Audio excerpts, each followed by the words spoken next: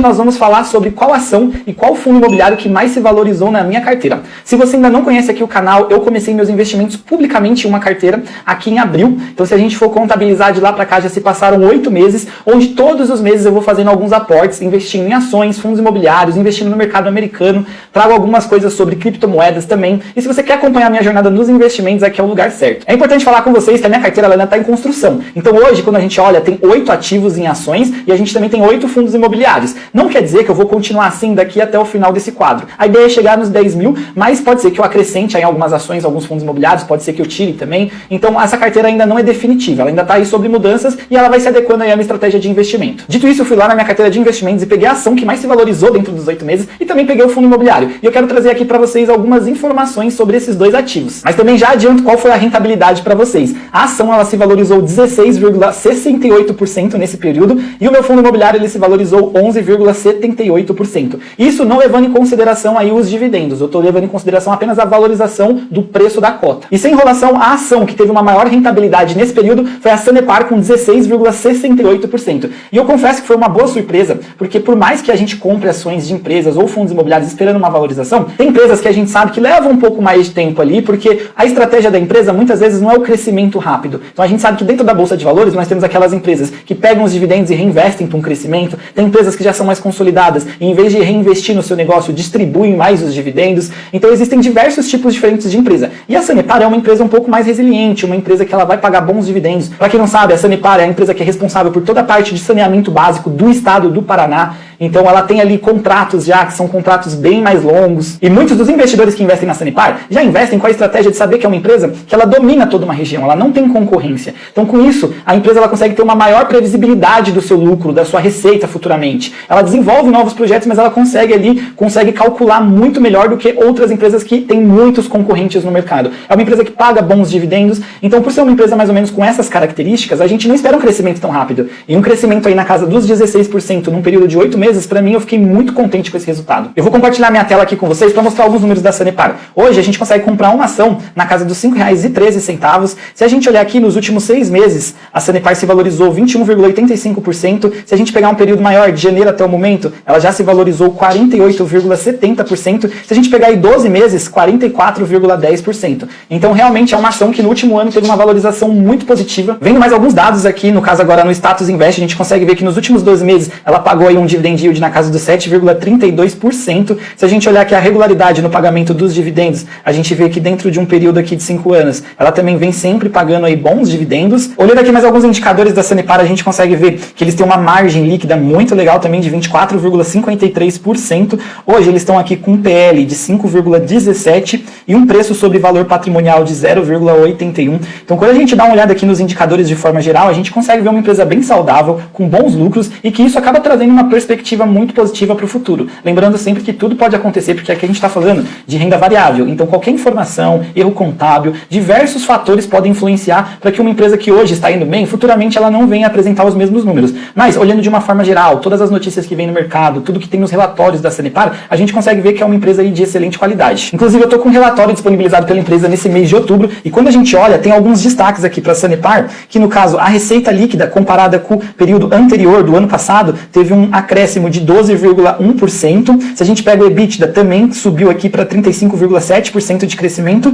E se a gente pegar o lucro líquido, ele foi 44,3% maior do que no último período. Então, vem apresentando bons números, é um setor bem resiliente. Eu acredito que a Sanepar, para uma carteira de investimentos ali estratégica, onde você não quer muita volatilidade, consegue ter um crescimento de cota, ainda bons pagamentos de dividendos, acaba sendo uma boa estratégia. Só que entra um ponto, depois de eu mostrar todos esses resultados aqui da Sanepar, você deve estar olhando e falando, mas desde janeiro, então, a ação valorizou mais de 48,99%. Então ela tá cara, não vou investir agora, vou esperar o melhor momento para entrar nela. Só que aí que entra um ponto, se tá caro ou não, isso a gente não consegue saber. Muitas pessoas deixam de investir em boas empresas porque sempre ficam esperando que a empresa venha a ter a sua cota ali reduzida, que o valor da cota caia, que o valor da ação despenque. E muitas vezes, quando uma empresa é boa, às vezes ela acaba não fazendo esse movimento de vir a cair novamente. Então eu não estou falando que esse é o caso da Sanepar. Pode ser que daqui a um tempo ela se desvalorize e você consiga comprar com um melhor preço. Mas é muito relativo. Por isso que todo mundo fala que é impossível você saber qual que é o valor exato de uma ação. Senão muitos analistas aí estariam ricos só fazendo valuation das empresas. E a gente sabe que você pode pegar 10 analistas das melhores corretoras, você pode colocar um do lado do outro para fazer um valuation de uma empresa,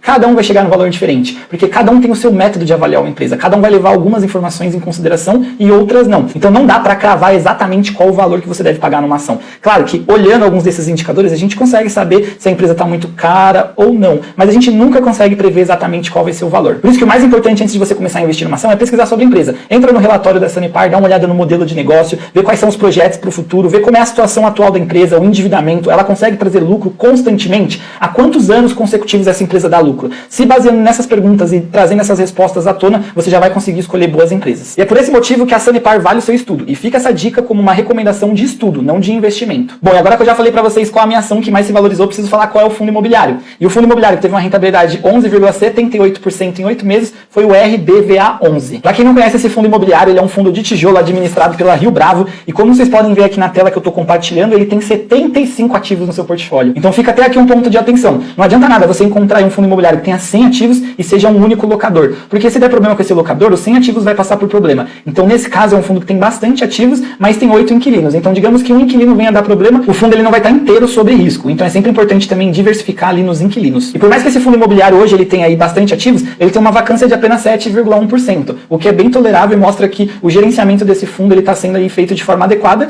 uma vez que eles estão conseguindo aí alugar quase todos os imóveis. Hoje ele negocia na casa dos R$ 108,01. Se a gente pegar os últimos 6 meses, o fundo aqui teve uma rentabilidade de 12,44%. Se a gente pegar aqui desde janeiro, ele teve uma rentabilidade de 16,93%. E se a gente pegar aí nos últimos 12 meses, um pouco mais de 18% de rentabilidade. Olhando aqui no Status Invest, esse fundo imobiliário ele entregou 11,01% em dividend yield nos últimos 12 meses. E se tratando de dividendos, a gente vê que o fundo imobiliário ele vem pagando aí com regularidade aí todos os anos. Um ponto muito importante de falar é que o RBVA11 ele é o primeiro fundo imobiliário focado no varejo. Quando a gente olha os inquilinos desse fundo, a gente vai encontrar aqui grande parte no setor bancário, então é um ponto de atenção porque ele tem grande parte aqui no Santander, alugado para o Santander, também para alugado para a Caixa, mas ele também tem uma diversificação em outros setores, então ele tem imóveis alugados para o Grupo Pão de Açúcar, para o Açaí, para a Centauro, para a Renner, para os restaurantes Coco Bambu e também para o Itaú. Olhando essa carteira de inquilinos, me passa bastante segurança porque são empresas enormes, empresas aí lucrativas. É um ponto de atenção porque está bem concentrado, né, boa parte também